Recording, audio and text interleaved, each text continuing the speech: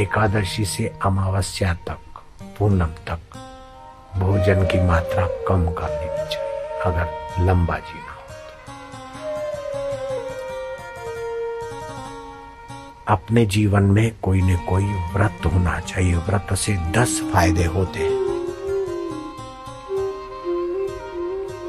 एकादशी का व्रत, पूनम का व्रत, जप करने का व्रत, ब्रह्मचर्य का व्रत, कई प्रकार के व्रत होते हैं। उन व्रतों में 10 प्रकार की शक्तियां आपकी सुविकसित होती।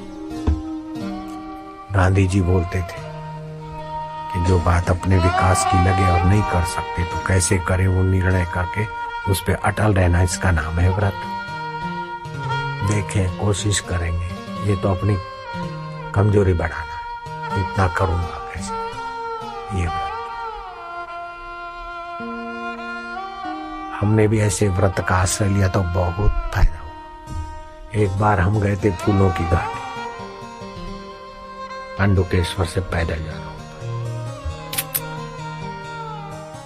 पहले ये गुरु गोविंद सिंह का ये कुछ बना नहीं था, बाद में ही सब जगह बना। उन दिनों में थोड़ी सी बनी थी। तो फूलों की घाटी तो पैदल ही पैदल जाना पड़ता है। और मैं स्वयं पाकी था, अपना भोजन आप ही बना के खाता था। जहां था हाथ लंबा करना है, जिस किसी का खाना नहीं।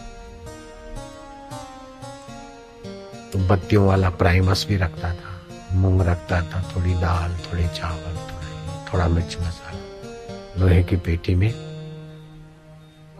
भोजन का सामान और दूसरा बोरी बिस्तर। जैसे ये बाबा लोग लेके घूमते, वो तो रसोई का क्या लेके घूमेंगे, वो तो खाली अपना बिछाना लेके घूमते, लेकिन मैं रसोड़ा लेके घूमता था। अब फूलों की घाटी में जाना और सामान 10,000 8,000 फुट पे तो श्वास फूले।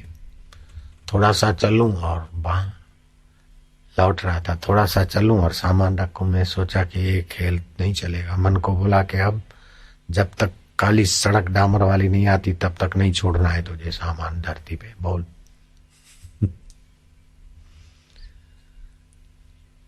बद्रीनाथ से ऋषिकेश आने वाली बस भी पकड़ना है।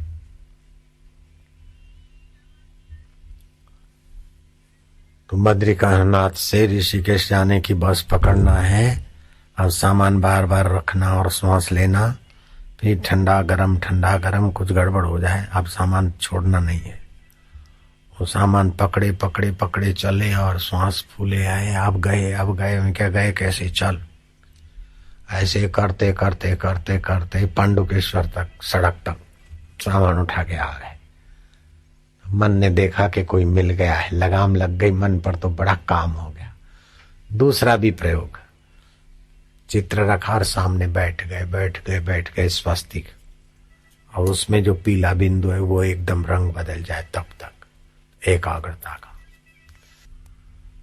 गाय के घी का दिया अथवा सरसों के तेल का दिया ओरा पैदा करता है, स्वास्थ्य में और मानसिकता में मदद करता है। आप दिया जलाते, भगवान की आरती करते, उसका मतलब ये नहीं कि भगवान के यहाँ कहीं अंधेरा है और आप आरती करके भगवान को दिया जलाते, नहीं। अगर दिए दुक्की में जलाते हैं तो एक दूसरे की ऊर्जा को काटते, इसलिए दिए इक्की में ही जलाने होते। 1 3 5 7 11 21 तो ओरा बनी रहती है। और एक ब्रह्म की स्मृति। जब आरती करे तो ऐसे ऐसे नहीं घुमाए। इष्ट मंत्र का कोई बीज मंत्र हो अथवा सभी मंत्रों का बीज मंत्र ओमकार, ऐसा बना है। आरती है तो भी, और नहीं तो हाथों से ऐसा लोग ताली ठोक कर शक्ति का खर्च करें। हमारे साधक तो ओम बनाकर ऊर्जा को जागृत करें, क्योंकि ओम बनाएंगे तो मन तो ओम बनाने में लगेगा, ऊर्जा जागृत होती। तो ऐसी ऐसी कुछ टेक्निकें हैं जिससे मेरे साधक, आम साधक 12-12 साल से जो करते, मेरे साधक 12 हफ्ता में उनसे आगे निकल जाते। इसीलिए मैं चैलेंज कर देता हूं कि जिसने मंत्र दीक्षा लिया है और ये 18 प्रकार के फायदे और फलाने उपफायदे हुए हैं तो हाथ ऊपर करो। और हजारों हाथ ऊपर होते हैं एक साथ।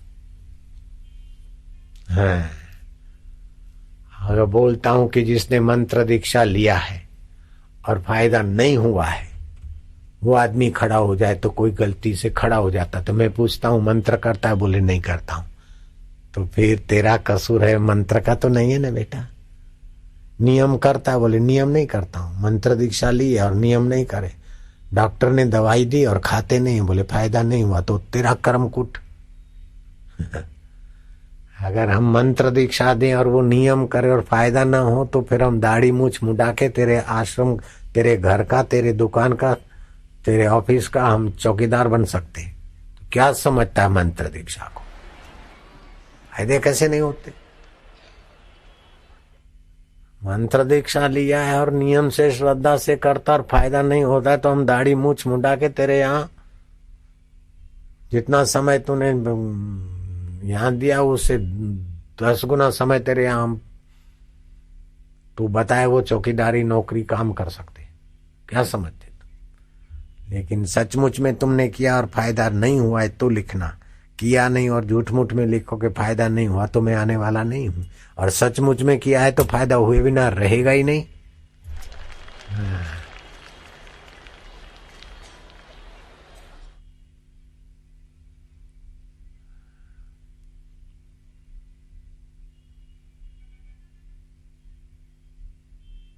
अच्छा लगता है।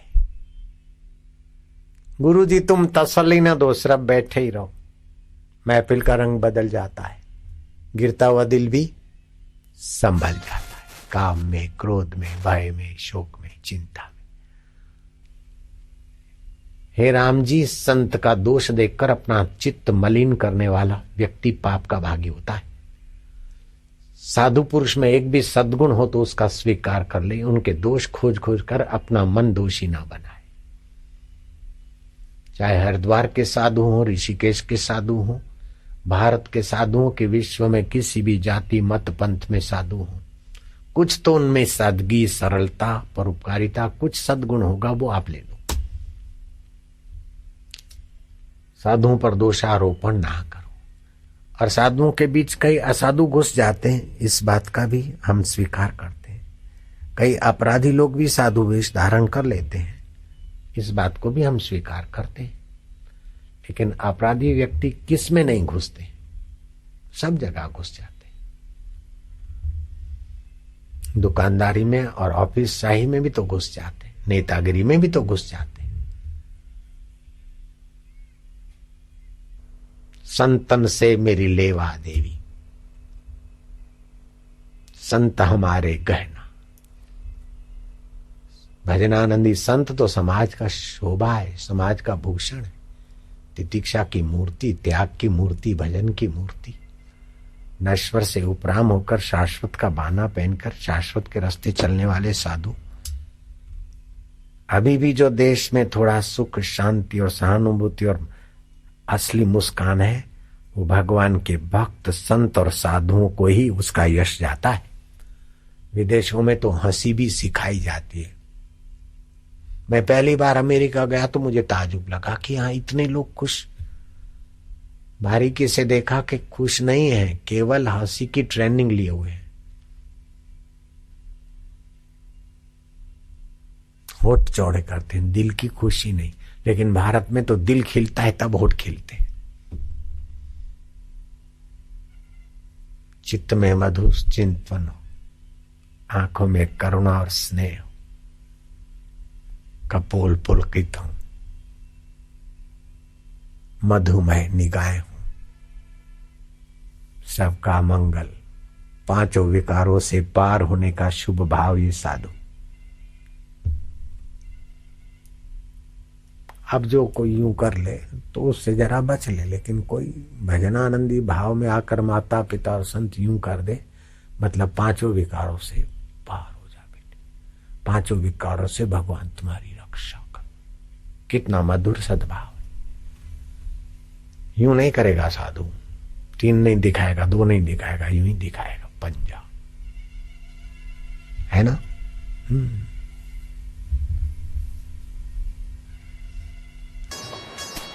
पृथ्वी, जल, तेज, वायु, आकाश, मन, बुद्धि और अहम, ये अष्टधा प्रकृति है और उसमें चेतना जिसके ऊपर परमात्मा है। तो ये परमात्मा की सत्ता से पता चला ना कि भाई आए नहीं आए तो हाथ ऊपर कैसे होगा। ये ज्ञान स्वरूप ईश्वर। नारद जी से युधिष्ठिर प्रश्न करते और नारद जी कहते जो सर्वत्र परमेश्वर नारायण है, मैं उसका स्मरण करके तुमको यथा योग्य बताता हूं। जो प्राणी मात्र का परम सुहृद हितैषी और विश्राम स्थान है, योगियों का योग लक्ष्य, सांख्यवादियों का पुरुष, भक्तों का भगवान, प्रकृतिवादियों का वो परमात्मा, कर्म विधान वालों का कर्म का फल देने वाला नियंता, उस परमेश्वर को हम प्रणाम करते हैं। जिसकी सत्ता से हमारी आंखें देखती, कान सुनते, जीभ चखती, मन सोचता है, बुद्धि निर्णय करती है, सब बदलता है, फिर भी जो नहीं बदलता है उस परमेश्वर को हम प्रणाम करते हैं। उस परमेश्वर को हम अपना आत्मा परमात्मा मानकर स्नेह करते हैं। हे प्रभु, तेरी भक्ति, तेरी स्मृति और तेरा ज्ञान दे दे, नाम का दान दे दे, दिल में तेरी भक्ति का आराम दे दे। माधव माधव क्यों कहा कि जितनी भी धरती पे मधुरता है उसमें मधुर रस देने वाली तेरी तो कृपा है। गंगा जी की मधुरता में तेरा अस्तित्व है, मधु की मधुरता में तेरा अस्तित्व है, गुरु की मधुरता में तेरी गहराई। हे माधव, हे गोविंदा, हे गोपाला, हे दीन बंधु, हे दीनानाथ, सत्यम शरणम गच्छामि। तू सत्य स्वरूप है, संसार मिथ्या है, बदलने वाला। तू चेतन स्वरूप है, संसार जड़ है। तू ज्ञान स्वरूप है, तू सुख स्वरूप है और तू प्राणी मात्र का सुहृद है। तुझे नमन करते, सभी में भरा है, इसीलिए तुझे वासुदेव कहते हैं। तुझे भगवान कहते हैं। भरण पोषण की सत्ता, गमनागमन की सत्ता, वाणी को उत्पन्न करने की सत्ता, न ये सब न होने के बाद भी तू साथ नहीं छोड़ता। तेरा नाम भगवान इसीलिए रखा ऋषियों ने, भगवान। ओम नमो भगवते वासुदेवाय। ओम नमो भगवते वासुदेवाय, प्रीति देवाय, आनंद देवाय, माधुर्य देवाय, मम देवाय। ओम नमो भगवते वासुदेवाय। बैसाखी पूनम, बैसाखी मास की बड़ी महिमा है। और फिर गंगा किनारा और बुद्ध जयंती। बुद्ध जयंती के अवसर पर बुद्ध ने जो सिद्धांत बताया उसको सुबह थोड़ा सा बताया था, थोड़ा अभी सुन लेना। कल नारद जी की जयंती है, नारद जी के लिए थोड़ा सुन लेना और इन दोनों के सुन के फिर तुम अपने लिए इनमें से सुनकर अपने लिए कुछ ले लेना और अपने लिए भी थोड़ा सुन लेना, ठीक है?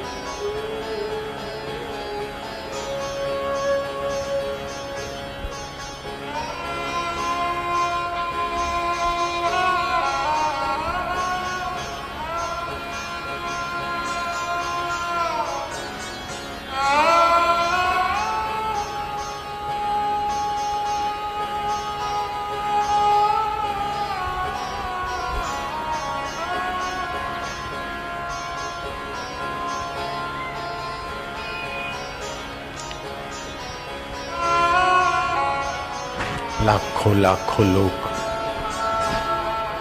इतनी गर्मी, इतनी भीड़ में पलके बिछाकर बैठे, इसके पीछे किसकी कृपा काम कर रही? जो हमारा हितैषी है, जो सुहृदय, उस प्रभु की कृपा काम कर रही है। प्रलोभन के बल से तुम्हारे जैसे लोगों को बिठाना किसी के वश की बात नहीं। डंडे के बल से बिठाने वाला कहाँ पहुंच जाए। फिर भी किसी बल से आप बैठे हो, और वो है परमात्मा बल, वो है परमात्मा करुणा बल, कृपा बल, माधुर्य बल। आओ तम नमामि हरिम परम। हम उस हरि को प्रणाम करते हैं जो प्राणी मात्र का सुहृद है तो अविनाशी लेकिन विनाशी के लिए भागे जा रहे हैं तो नित्य लेकिन अनित्य के लिए छटपटा रहे हैं तो स्वयं सुख स्वरूप लेकिन बाहर सुख की भीख मांगे जा रहे हैं तो सदा मुक्त लेकिन बंधन बनाए जा रहे हैं। यही वैष्णवी माया है, यही देवी माया है। और देव कहता है मेरी माया दुस्तर है, लेकिन जो मेरी शरण आते हैं वो मेरी माया को तर जाते हैं।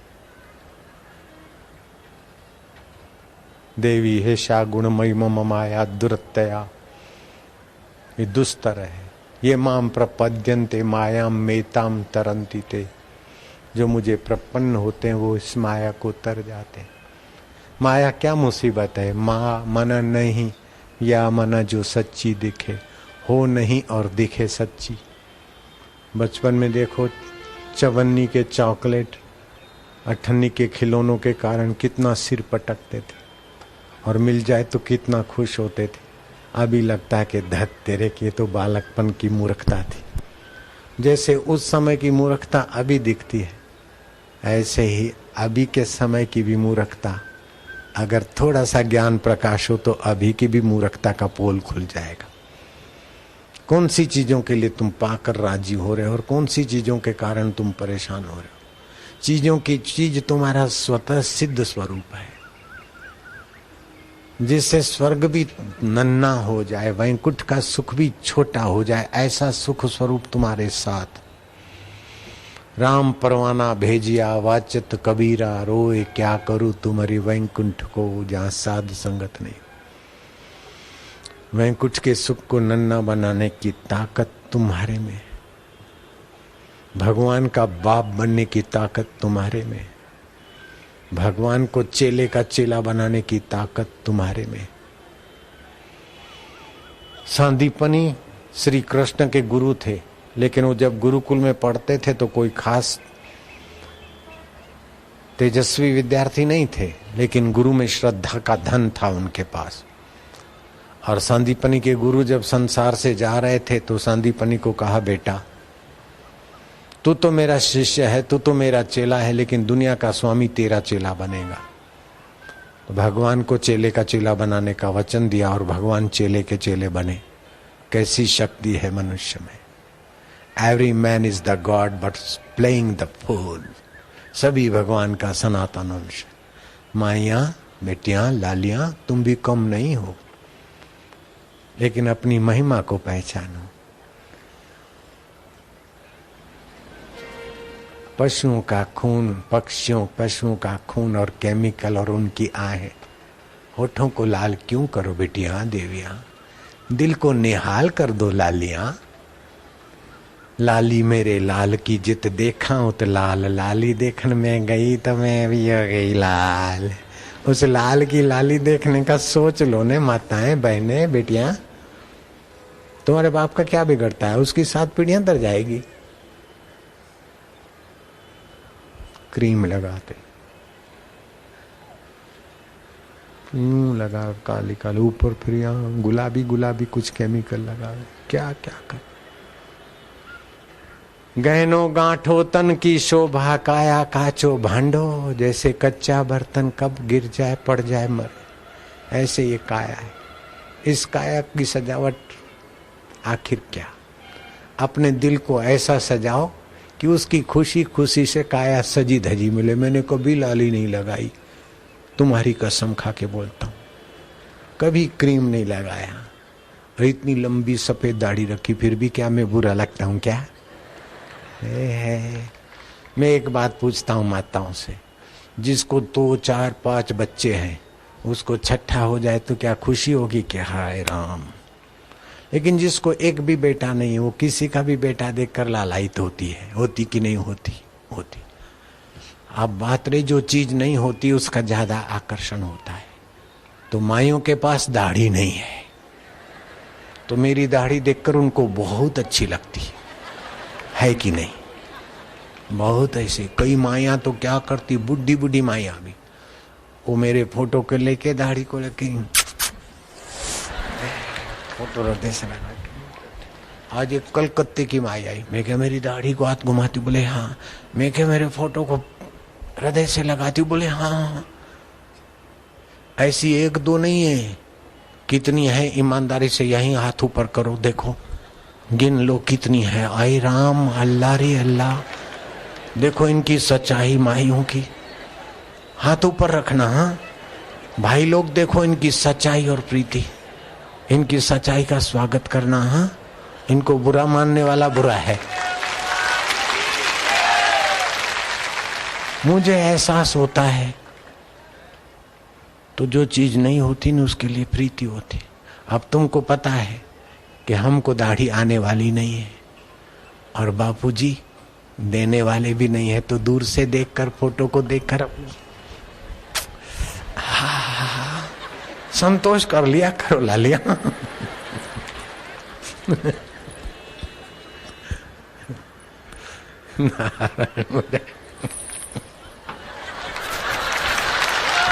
ये बापू जी ऐसा बाबा हमने नहीं देखा। ऐसा बाबा नहीं देखा रोकड़ी सुनाने में।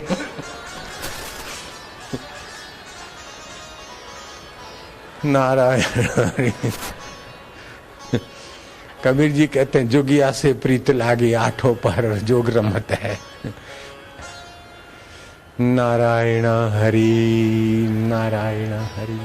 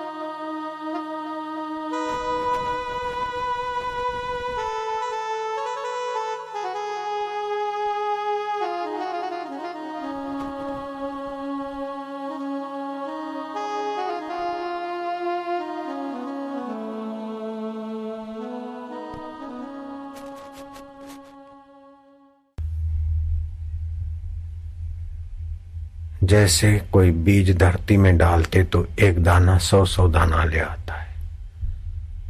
कोई रंग, वस्तु, चीज पानी से मिला देते तो उसका 1000 गुना फैलाव हो सकता है, लेकिन अग्नि का सहयोग मिलने से कई गुना फैलाव हो जाता है। जैसे जरा सा जीरा है, राई है, लहसुन है, हींग है, थोड़ा सा छौंक देते तो कईयों के नासापुट तक उसकी गंध पहुंच जाती। वाणी है, इसको थोड़ा सा विद्युत मिलती है, अग्नि, तो कितने करोड़ लोगों तक ये पहुंचेगा सत्संग, मैं गिन नहीं सकता हूं। यहाँ की चैनलें 156 देश में पहुंचाती, लेकिन अमेरिका में एक एशियन चैनल है, वो बाकी के देश कवर करती है। 200 देशों में यहाँ का सत्संग पहुंचता है। अग्नि का संयोग है, विद्युत का। तो मंत्र जपते समय, दिया जलाते, अगरबत्ती जलाते तो वातावरण में अग्नि तत्व का सहयोग मिलने से मांत्रिक शक्ति का ओरा, आभा मंडल ज्यादा दूर तक फैल जाता है। और जहां भी आप भजन ध्यान करते हो, एक खास जगह पर कोई छोटा मोटा अनुकूल कमरा जिसमें शुद्ध हवा आती रहे। पश्चिम की खिड़की कभी कभी खोलें, लेकिन पश्चिम की ज्यादा हवा ठीक नहीं। पश्चिम में लगी हुई एसी का उपयोग करने वाले पक्का बीमार रहते होंगे। पश्चिम के तरफ एयर कंडीशन लगाकर जो रोज सोते हैं उनको बीमारी नहीं छोड़ेगी। मैं कोई अभिशाप नहीं देता हूं, लेकिन ये पश्चिम की ज्यादा हवा ठीक नहीं, थोड़ी बहुत ठीक। सुबह सुबह ठीक है, बाकी का समय नहीं। तो आप जिस कमरे में या जहां ध्यान करते हैं वहां आसन ऐसा बिछा रहे कि बैठ के आप ध्यान भजन करें। कभी थके हैं तो ऐसे ढंग का बिछात हो कि आप लेटे लेटे 2-5 मिनट योग निद्रा का भी प्रसाद ले सके। ये वहम घुस गया है कि कुछ करेंगे तब मिलेगा। वे संसार नश्वर है, नश्वर चीज पाने के लिए कर्म करना पड़ता है, लेकिन शाश्वत को पाने के लिए कर्म की गुलामी नहीं होती। शाश्वत के लिए करना नहीं है, शाश्वत के लिए कुछ न करना है।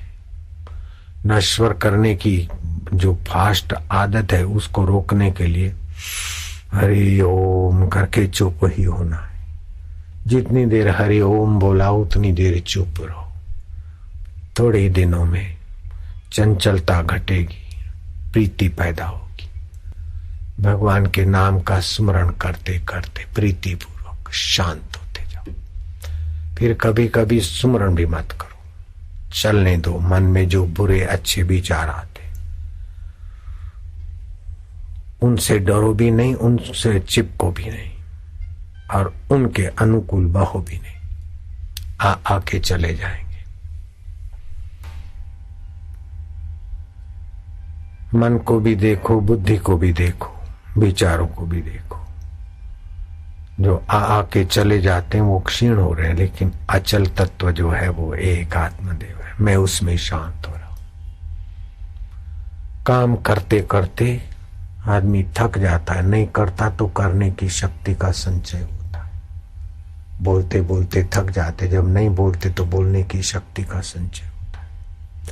जीते जीते जीते बूढ़े हो जाते, मर जाते, फिर जन्म नहीं लेते, प्रकृति में पड़े रहते।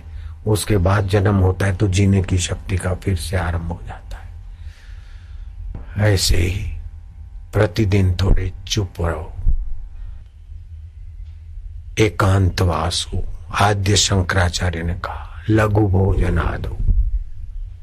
देखना, सुनना, सूंघना, चखना, विकारी भोगना, ये थोड़ा कम कर दो। खान पान, भूख लगे उस पचा सके उससे 2 कोर कम। 10 बातें बोलनी पड़े तो 6 में निपटारा कर लो। वाणी का खर्च ना करो। संभोग करने से ओज, वीर्य और बल का ह्रास होता है, लेकिन वाणी बोलने से मज्जा, वीर्य और ओज का खर्च होता है। आज वैशाखी पूर्णिमा है। 12 मासों में वैशाख मास में स्नान, मौन, जप, दान की बड़ी भारी महिमा है। और उसमें भी वैशाख मास और बुद्ध पूर्णिमा और वीडियो कॉन्फ्रेंस से सत्संग सुन रहे तुम, तो एक बात पक्का कर लेना कि हमारे बुद्धि की 2 धाराएं होती है। शरीर को मैं मानना, संसार को मेरा मानकर धन कमाकर मैं धनवान हूं, सत्तावान हूं, पुत्रवान हूं, बलवान हूं, डिग्रीवान हूं, ये अहम को पोषने की एक धारा होती है, जिससे अहम और बढ़ाते बढ़ाते धन, दौलत, सत्ता का अहम बढ़ाते बढ़ाते आदमी क्रूरता के तरफ भी चल देते हैं। और ये क्रूरता का परिचय आतंकवाद और बम ब्लास्टिंग और शोषणवाद। तो इस क्रूर काल ने, क्रूर अहम ने, क्रूर वासनाओं ने मानव जात को उत्पीड़ित कर दिया। सिद्धार्थ नाम के युवराज का विवेक जगा था, देखा कि क्रूर काल ने वृद्ध बना दिया, क्रूर काल ने बीमार बना दिया और क्रूर काल आदमी को मार देता है, तो इससे मृत्यु से कैसे बचे। सिद्धार्थ चले गए मृत्यु से पार जाने के लिए और यात्रा करते करते अपनी ओर से ही कर रहे थे, इसलिए उनको ज्यादा परिश्रम पड़ा, लेकिन फिर भी यात्रा तो की। और बुद्ध को ये सूझा कि बुद्धि की दो धारा, शरीर को मैं, संसार को मेरा मानकर सुखी होने में, बड़प्पन में, अहम में, जिसमें क्रूरता और शोषण छुपा है, और दूसरा शांत आत्मा होकर जिसमें करुणा और पोषण छुपा है। बुद्ध ने करुणा और पोषण का मार्ग अपना लिया। जो भी बुद्धत्व को पाता है वो करुणा और दूसरों के पोषण के बिना रह नहीं सकता है। जीवन भर बुद्ध बोलते ही रहे। जब मरने की घड़ियां आई तब भी कोई आया प्रश्न पूछने तो वो रुके और कहीं ऐसा न कि मेरे द्वार से खाली गया। इतने वह करुणा से भरे बुद्ध। आज बुद्ध जयंती को बुद्ध के इस सिद्धांत को थोड़ा बुद्ध को मानने वाले भी समझें और बुद्ध को दूर से स्नेह करने वाले भी समझें कि अपने जीवन में क्रूरता आप पसंद करोगे कि करुणा पसंद करोगे। तो करुणा पोषक है, क्रूरता शोषक है। करुणा करनी हो तो कहां से लाए। तो बुद्ध ने 8 उपाय खोज लिए और वो 8 उपाय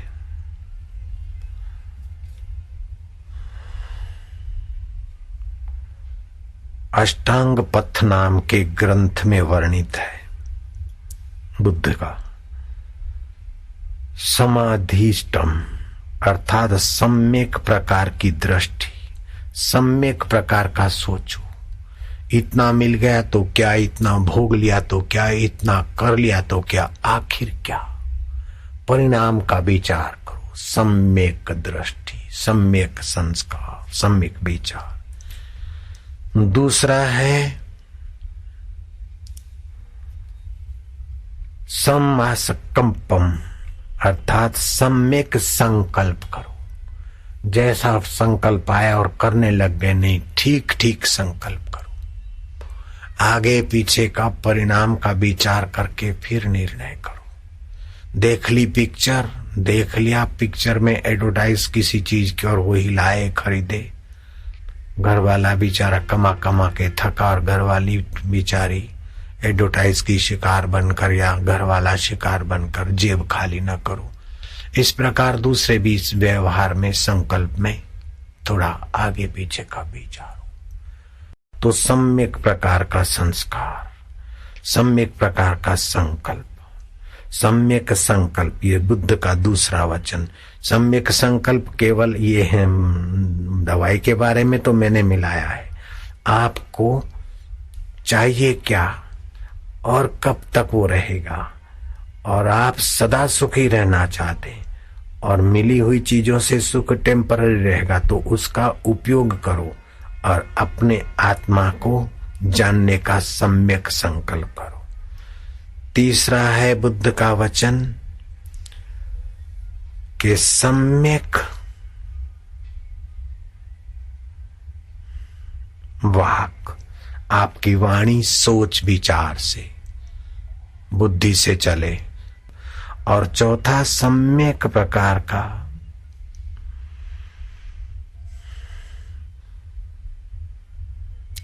सम्मतम अर्थात दुष्कर्म से छूटने का सम्यक प्रकार का संकल्प। दुर्वासनाओं से, मानो पान मसाले की वासना है, दूसरे की निंदा सुनने की वासना है, निंदा करने की आदत है, इन सब से मुक्त हो जाए। फिर बुद्ध ने 5वां उपाय बताया, सम्मा आजीविका अर्थात सम्यक प्रकार की आजीविका। ऐश आराम से जीने के लिए ज्यादा कूड़ कपट बेईमानी या खुशामद करने की जरूरत नहीं। अपनी फालतू इच्छाएं वासनाएं घट करके, आवश्यकता कम करके आप निर्भीक जीवें और शुद्ध कमाई से जिएं, ताकि बुद्धि शुद्ध और विचार शुद्ध रहे। जो खूब इधर उधर का अनाप शनाप धन इकट्ठा करके बच्चों को सुखी रखना चाहते हैं, तो अनाप शनाप पाप के धन से बच्चे बच्चियों की बुद्धि भी बिगड़ती है और अपनी बुद्धि भी बिगड़ती है।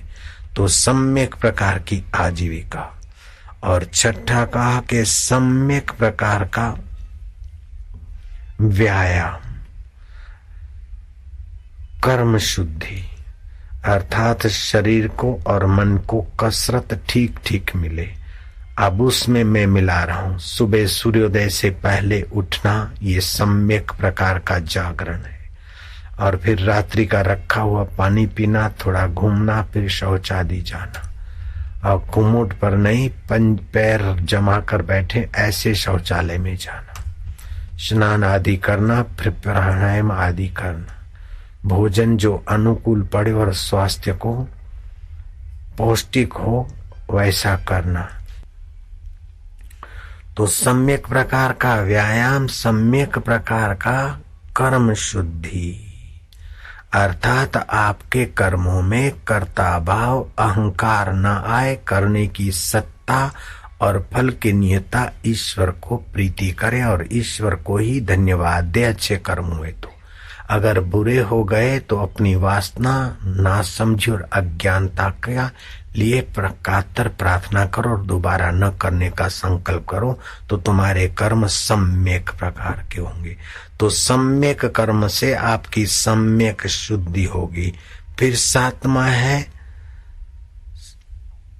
समासति, अर्थात सम्यक प्रकार की स्मृति।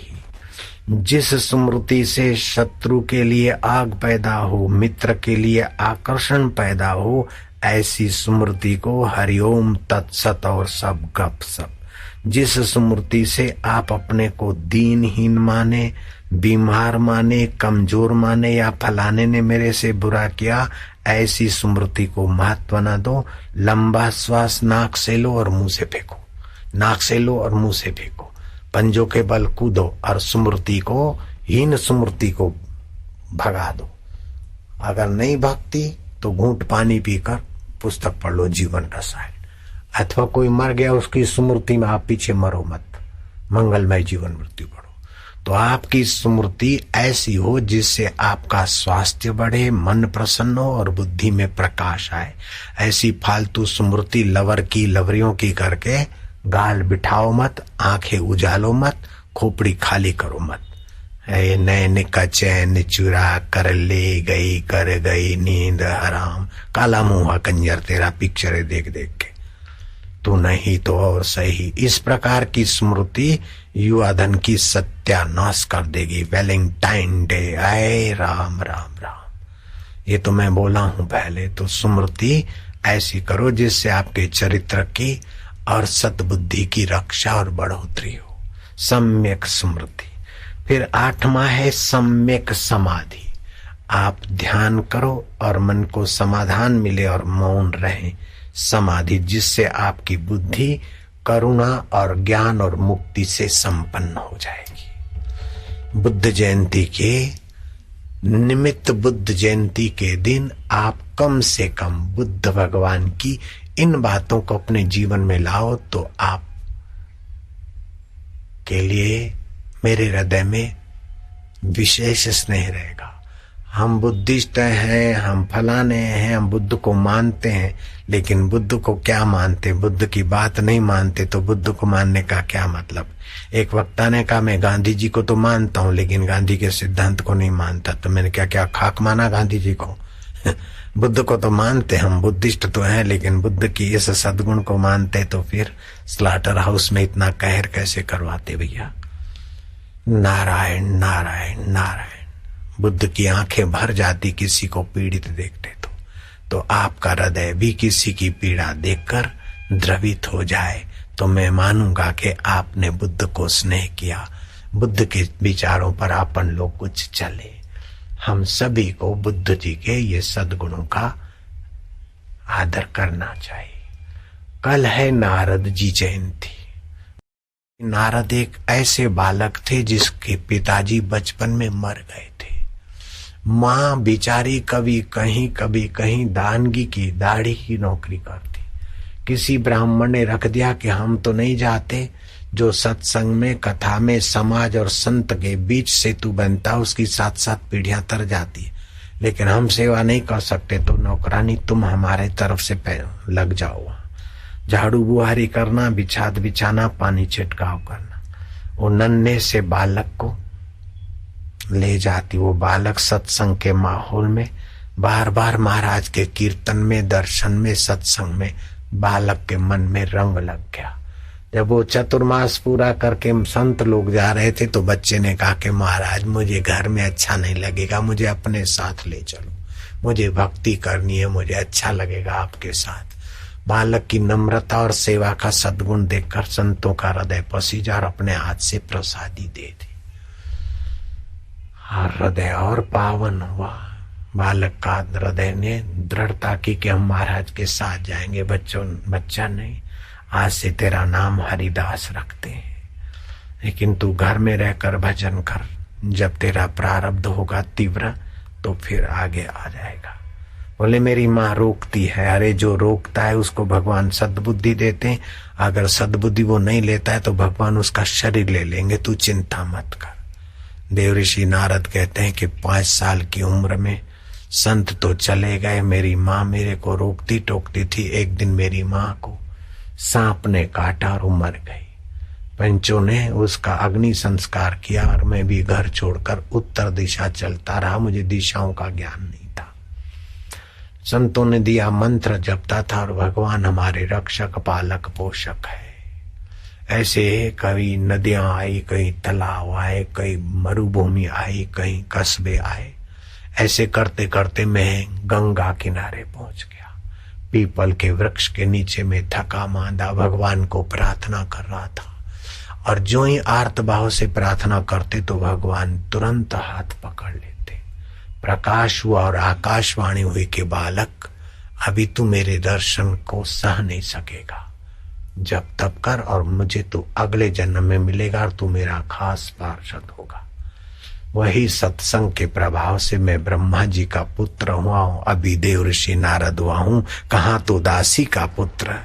आयु छोटी, विद्या कम, जाति कम, बुद्धि कम, फिर भी सत्संग इतना ऊंचा बना देता है कि मैं जाता हूं तो श्री कृष्ण खड़े हो जाते, मेरा आदर करते। ये सत्संग की महिमा देव ऋषि नारद जी बता रहे। देव ऋषि नारद जी के लिए भगवान कृष्ण से सवाल पूछा राजा ने। राजा ने कहा कि प्रभु आप देव ऋषि नारद की प्रशंसा इतनी करते हैं कि हमें आश्चर्य लगता है। राजा उग्रसेन ने कहा कि आखिर देव ऋषि नारद जी में क्या है? तब भगवान कृष्ण कहते हैं कि राजन उग्रसेन, नारद जी विद्वान भी है, चरित्रवान भी है, और चरित्र का और विद्या का अभिमान नहीं है, और निरअभिमानी व्यक्ति स्नेह का पात्र होता है, इसलिए सभी लोग उन्हें स्नेह करते हैं। नारद जी जो कुछ मिल गया, जहां नींद आई वहां सो जाते, जो सात्विक भोजन मिला खा लेते हैं। वासना बढ़ाने के लिए प्रयत्न नहीं करते, वासनाओं को शांत करके निर्वासनिक मुझ नारायण में विश्रांति पाते। इसलिए नारद जी सर्वत्र पूजनीय हो रहे हैं।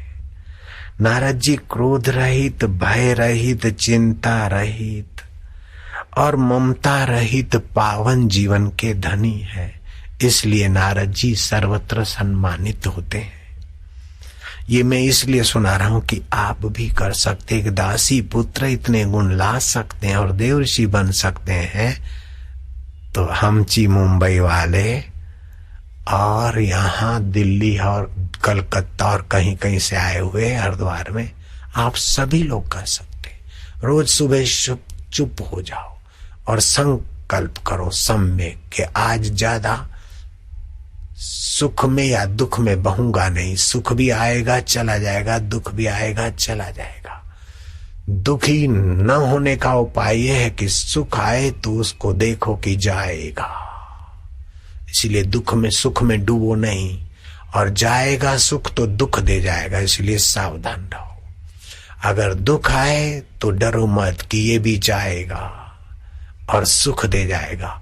तो सुख का भी स्वागत करो और दृष्टा बनो, दुख का भी स्वागत करो, दृष्टा बनो, तो सुख और दुख पर पैर रखने की प्रज्ञा तुम्हारी जागेगी और आप निर्दुख नारायण में प्रकट हो जाओगा। आपका मन, आपकी मति।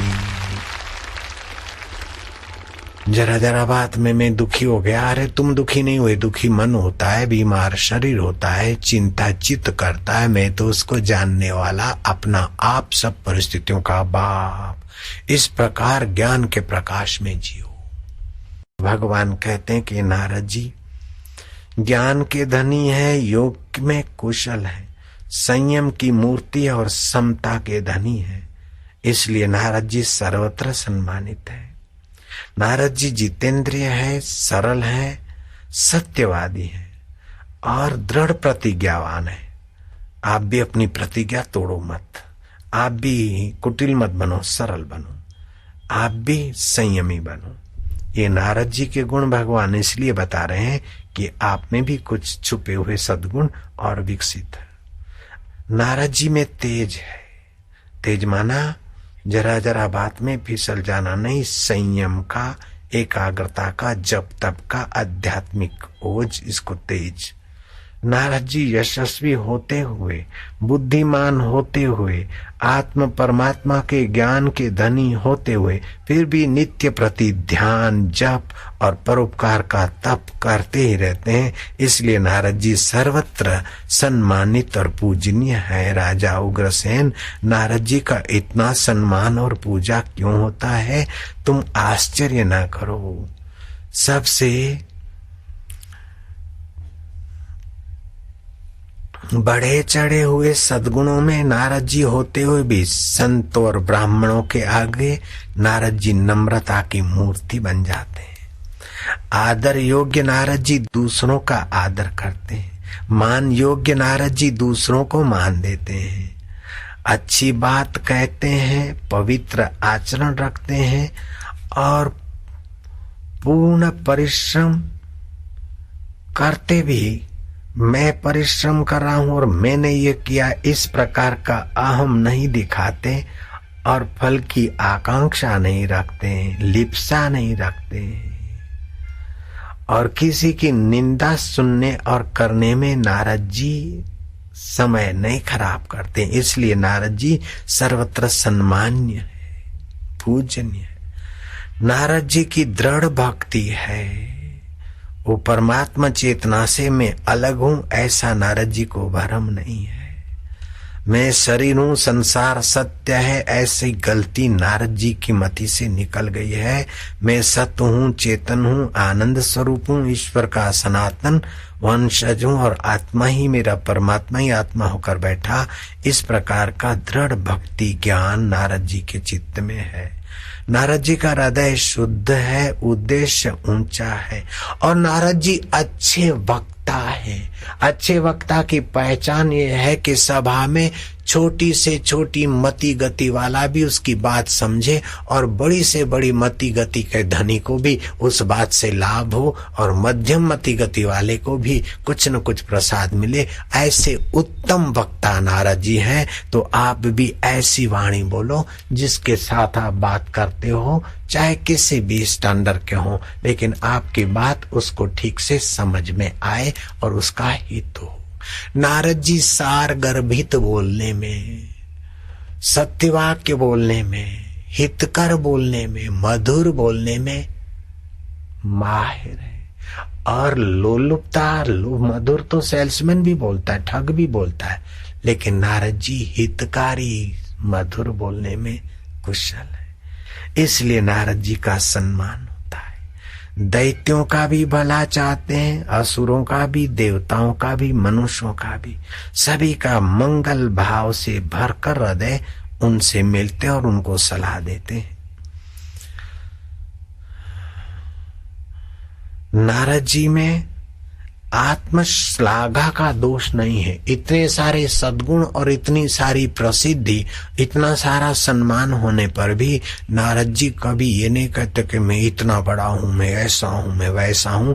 ऐसा नारद जी के चित्त में भ्रम नहीं होता। आप भी अपने चित्त में 4 आदमी आपको मान दे तो ये नहीं सोचना कि मैं इतना बड़ा आदमी हूं। मनुष्य की ये बड़ी भारी कमजोरी है कि अपना छोटा सा गुण भी बड़ा लगता है और दूसरे का छोटा सा अवगुण बड़ा लगता है। नहीं नहीं, अपने गुण को भूल जा, दूसरे के अवगुण को भूल जा और अपने और दूसरे की गहराई में जो परमात्मा है उसको प्रीति कर। तो नारद जी आत्म प्रशंसा आत्म श्लाघा के गलती से बचे हुए और विषय विलास भोग से मैं सुखी होऊंगा, ऐसी गलती नारद जी में नहीं है। दिल ने तस्वीरें हैं यार, ये उस शास्त्र में नहीं, मैं मिलावट कर रहा हूं। दिल ने तस्वीरें हैं यार, जबकि गर्दन झुका ली मुलाकात कर ली। दिल में उस यार की परमात्मा की ऐसी तस्वीर ऐसी स्मृति है कि जब चाहो तो अंतर आत्मा का सुख। चलो री सखी उस देश में जाइए, दिल के झरोखों में झुरमुट झुरमुट वो कौन निहार रहा है। सुख का साक्षी कौन बना है, दुख का और चिंता का, रोग का और तंदुरुस्ती का दृष्टा सृष्टा कौन बना है। वही मेरा पिया परमेश्वर में, उसका वो मेरा। ओम आनंद, ओम शांति, ओम माधुर्य, हरि ओम ओम ओम ओम ओम ओम ओम ओम ओम ओम प्रभु ओम।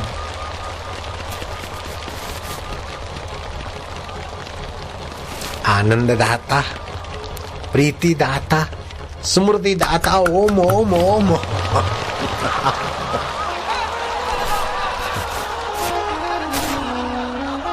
नारद जी का एक बड़ा भारी सद्गुण है कि वो सुख के लिए बाहर नहीं ताकते, अपने सुख स्वरूप परमेश्वर में ही गोता मारते। ये व्याख्या इसलिए कर रहा हूं कि आप भी कोई सद्गुण नारद जी का ले ले। कल नारद जी जयंती है, आज से ही उनके मधुर गुणों का चिंतन कर लेना।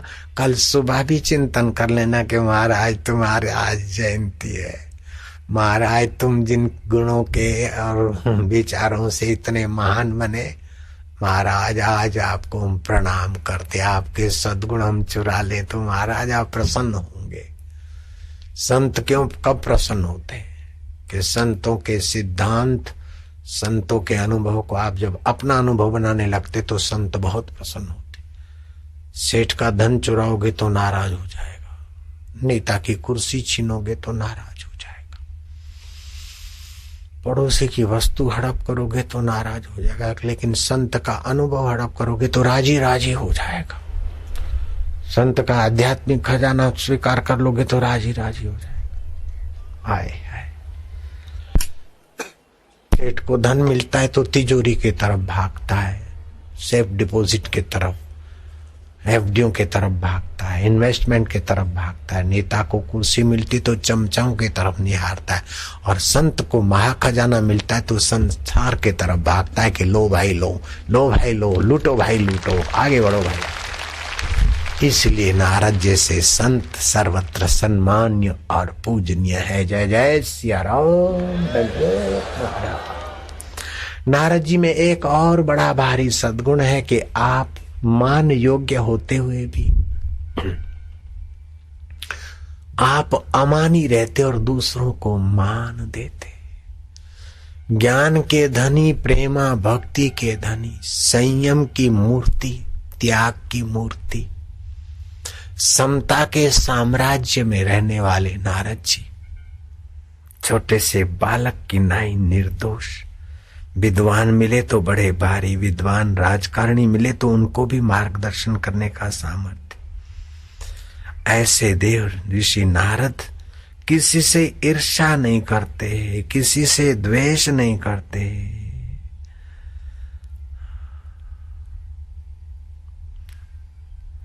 और अपना समय कहीं व्यर्थ नहीं गोते, सदा परोपकार, भगवत चिंतन, भगवत कीर्तन, ये तो भगवत शांति में, मौन में, भगवत ध्यान में रहते।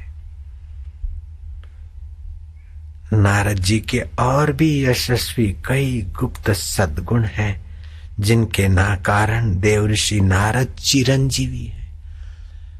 हनुमान प्रसाद पोद्दार जी को नारद जी के दर्शन हुए थे गोरखपुर में। जहां पर दर्शन हुए वहां चबूतरा बनाया हुआ मैं देख के आया। और हनुमान प्रसाद पोद्दार जी झूठ बोले ऐसे व्यक्ति नहीं है, सोचना भी पाप है। ऐसे सत्यवादी व्यक्ति लिखते हैं कि ऐसे ऐसे देव ऋषि नारद जी आए थे, ऐसे ऐसे हुआ था। और हम उस बात को बिल्कुल सत्य मानते निसंदेह। नारद जी हैं, अश्वत्थामा है, हनुमान जी हैं, ये सब चिरंजीवी हैं। तो कभी भी कहीं भी किसी भी रूप में आकर प्रकट और फिर अपने दिव्य रूप का दर्शन करा दे।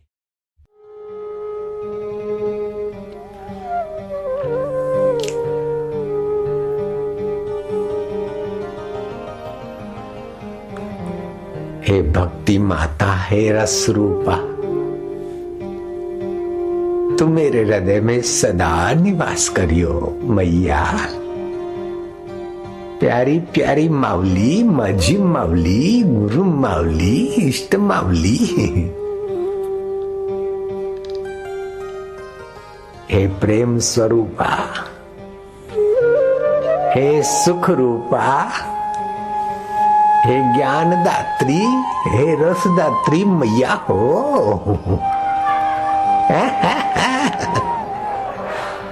माँ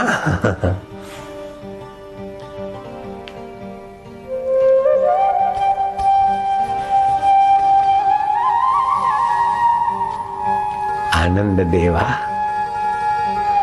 माधुर्य देवा, प्रीति देवा,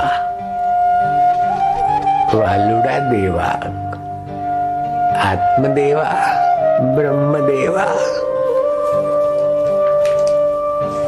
घटाकाश, मठाकाश, रज्जू, सर्प, सिप्पी, चांदी, ये तो विद्वानों को सौंप दे। हम तो तेरे रस में रस वाले होंगे महाराज। ये सिद्धांत वेदांत का उन वेदांतियों को अर्पण है। हमें तो सिद्धांतों के मूल में विश्राम पाने दे प्रभु जी।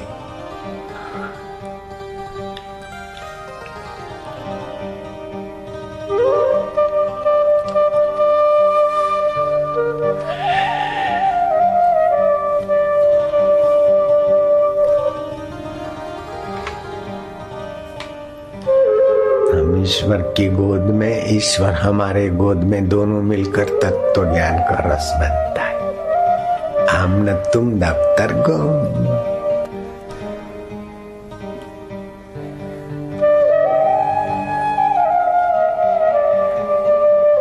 एक तत्व ज्ञान होता है श्रोत्रिय, दूसरा होता है श्रोत्रिय श्रवण करते करते करते करते करते ब्रह्मनिष्ठा हो और फिर जीवन मुक्ति तो आनंद है, तो सीधा वहीं पहुंचा देगा।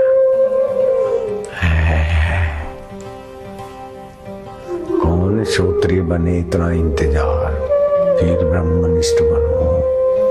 कुछ नहीं बनना है मारो, हम तो तेरी गोद में बैठ कर, नहीं तो तेरे को गोद में बिठा दिया वालूड़ा।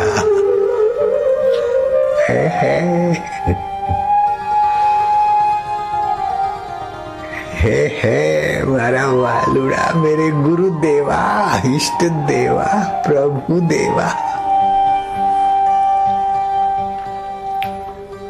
मैं क्या करूं, मैं ये करूं, मैं हूं ही नहीं। मेरा होश जल जाए, मेरा मैं भी मिट जाए तो ही तो बैठ गए भगवान के गोद में। वही है गोद और वही बैठने वाला है, कहीं दूर नहीं है।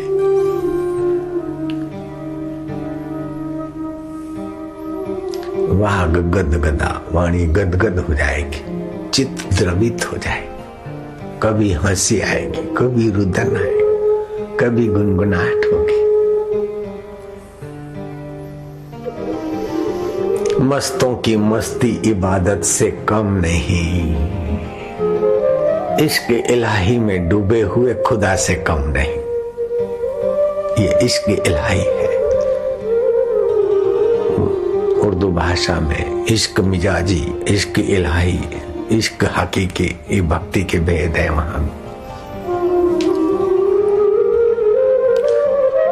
चित्त की अवस्था से भक्ति के भेद बनते हैं। बाकी तो वास्तव में वही भक्त और भगवान है। ओम नमो भगवते वासुदेवाय प्रीति देवाय भक्ति देवाय। हम तो सीधा तुमको गोद में बिठा देते ठाकुर,